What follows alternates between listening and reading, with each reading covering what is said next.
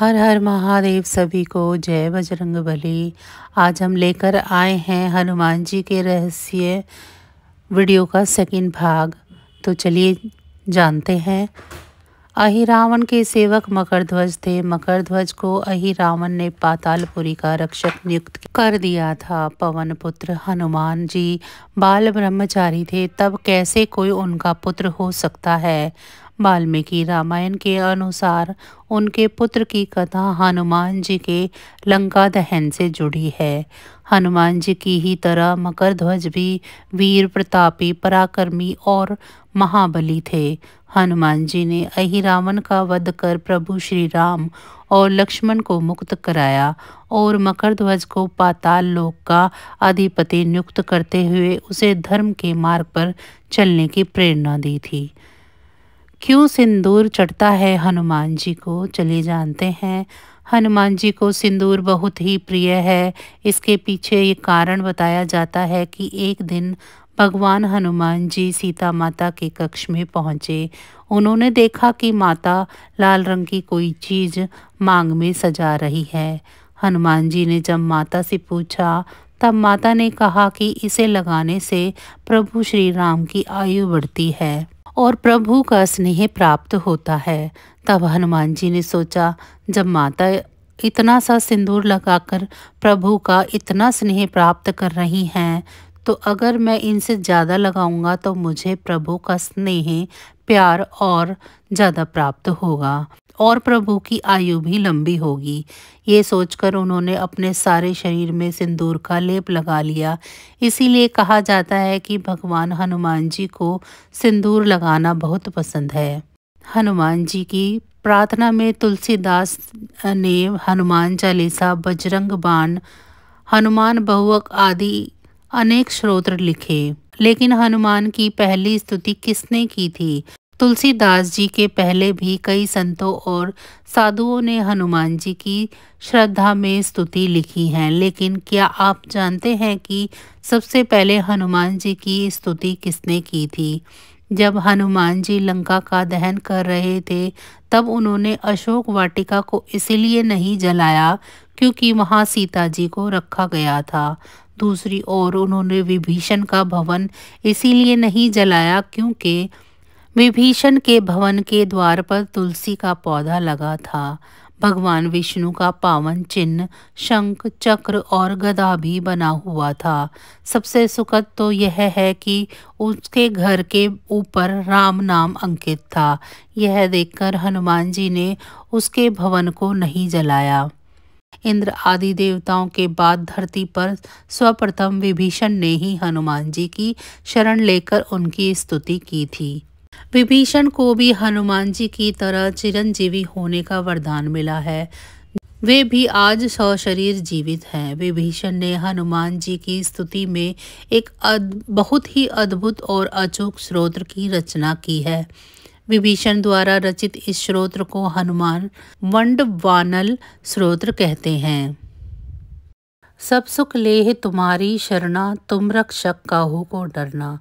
हनुमान जी ने सबसे पहले सुग्रीव को बाली से बचाया और सुग्रीव को श्री राम जी से मिलवाया। फिर उन्होंने विभीषण को रावण से बचाया और उनको राम जी से मिलवाया। हनुमान जी की कृपा से ही दोनों को ही भयमुक्त जीवन और राजपद मिला। इस तरह हनुमान जी ने अपने जीवन में कई राक्षसों और साधु संतों को भयमुक्त किया। क्या आपने सुना है कि हनुमान जी का विवाह भी हुआ था?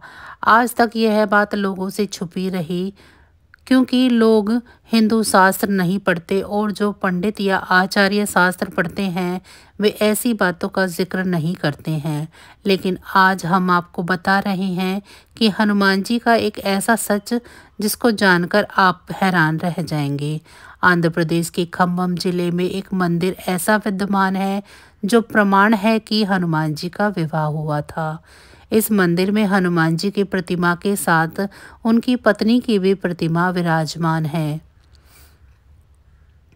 इस मंदिर के दर्शन करने के लिए लोग दूर दूर से आते हैं। माना जाता है कि हनुमान जी कि उनकी पत्नी के साथ दर्शन करने के बाद पति पत्नी के बीच चल रहे सारे विवाद समाप्त हो जाते हैं। उनके दर्शन के बाद जो भी विवाद की शुरुआत करता है उसका बुरा होता है। हनुमान जी की पत्नी का नाम सुवर्चला था।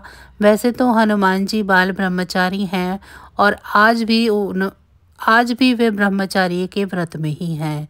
विवाह करने का मतलब यह नहीं है कि वे ब्रह्मचारी नहीं रहे।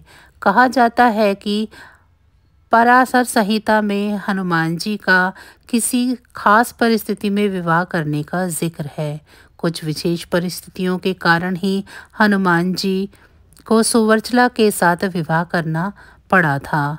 इस संबंध में एक कथा है कि हनुमान जी ने भगवान सूर्य को अपना गुरु बनाया था। हनुमान जी भगवान सूर्य से अपनी शिक्षा ग्रहण कर रहे थे। सूर्य कहीं रुक नहीं सकते थे, इसीलिए हनुमान जी को सारा दिन भगवान सूर्य की रथ के साथ साथ उड़ना पड़ता था और भगवान सूर्य उन्हें तरह तरह की विद्याओं का ज्ञान देते। लेकिन हनुमान जी को ज्ञान देते समय सूर्य के सामने एक धर्म संकट आ खड़ा हो गया। कुल 9 तरह की विद्याओं में से हनुमान जी को उनके गुरु ने 5 तरह की विद्याएं तो सिखा दी, लेकिन बची 4 विद्याएं और ज्ञान ऐसे थे जो केवल किसी विवाहित को ही सिखाए जा सकते थे। हनुमान जी पूरी शिक्षा लेने का प्रण कर चुके थे और इससे कम पर वे मानने को राजी नहीं थे। इधर भगवान सूर्य के सामने संकट यह था कि वे धर्म के अनुशासन के कारण किसी अविवाहित को कुछ विशेष विद्याएं नहीं सिखा सकते थे। ऐसी स्थिति में सूर्य देव ने हनुमान जी को विवाह करने की सलाह दी। अपने प्रण को पूरा करने के लिए हनुमान जी ने विवाह करने की सोची, लेकिन हनुमान जी के लिए वधू कौन हो और कहाँ से वह मिलेगी, इसे लेकर सभी सोच में पड़ गए। ऐसे में सूर्य देव ने अपनी परम तपस्वी और तेजस्वी पुत्री सुवर्चला को हनुमान जी के साथ शादी के लिए तैयार कर लिया। इसके बाद हनुमान जी ने अपनी शिक्षा पूर्ण की और सुवर्चला सदा के लिए अपनी तपस्या में रत हो गई। इस तरह हनुमान जी भले ही शादी के बंधन में बंध गए हों, लेकिन शारीरिक रूप से वे आज भी ब्रह्मचारी ही हैं। एक वेबसाइट का दावा है कि प्रत्येक 41 साल बाद हनुमान जी श्रीलंका के जंगलों में प्राचीन काल से रह रहे हैं। आदिवासियों से मिलने के लिए आते हैं। वेबसाइट के मुताबिक श्रीलंका के जंगलों में कुछ ऐसे कबीलाई लोगों का पता चला है जिनसे मिलने हनुमान जी आते हैं। इन कबीलाई लोगों पर अध्ययन करने वाले आध्यात्मिक संगठन सेतु के अनुसार हनुमान जी इन कबीलाई लोगों से मिलने आए थे। अब हनुमान जी 41 साल बाद आएंगे।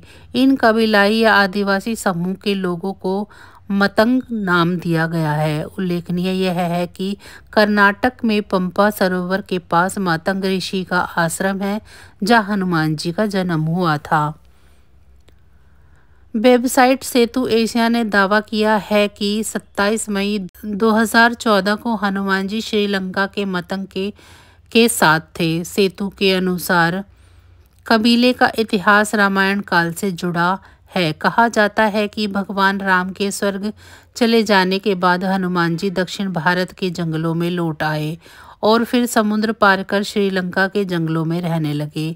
जब तक पवन पुत्र हनुमान श्रीलंका के जंगलों में रह रहे, वहां के कबीलाई लोगों ने उनकी बहुत सेवा की। जब हनुमान जी वहां से जाने लगे तब उन्होंने वादा किया कि वे हर 41 साल बाद आकर वहां के कबीलों की पीढ़ियों को ब्रह्म ज्ञान देंगे। कबीले का मुखिया हनुमान जी के साथ की बातचीत को एक लॉग बुक में दर्ज करता है। सेतु नामक संगठन इस लॉग बुक का अध्ययन कर उसका खुलासा करने का दावा करता है। हनुमान जी बहुत ही जल्द प्रसन्न होने वाले देवता हैं। उनकी कृपा आप पर निरंतर बनी रहे, इसके लिए पहली शर्त यह है कि आप मन, वचन और कर्म से पवित्र रहें, अर्थात कभी भी झूठ ना बोलें, किसी भी प्रकार का नशा न करें, मांस न खाएं और अपने परिवार के सदस्यों से प्रेमपूर्ण संबंध बनाए रखें। इसके अलावा प्रतिदिन हनुमान चालीसा या श्री हनुमान वंडवानल स्तोत्र का पाठ करें। मंगलवार और शनिवार के दिन हनुमान जी को चोला चढ़ाएं। हनुमान जयंती या महीने के किसी भी मंगलवार के दिन सुबह उठकर स्नान कर साफ कपड़े पहने एक लोटा जल लेकर हनुमान जी के मंदिर में जाएं और उस जल से हनुमान जी की मूर्ति को स्नान कराएं। पहले दिन एक दाना साबुत उड़द का हनुमान जी के सर पर रखकर 11 परिक्रमा करें और मन ही मन अपनी मनोकामना हनुमान जी को कहें। फिर वह उड़द का दाना लेकर घर लौट आएं तथा उसे अलग रख दें।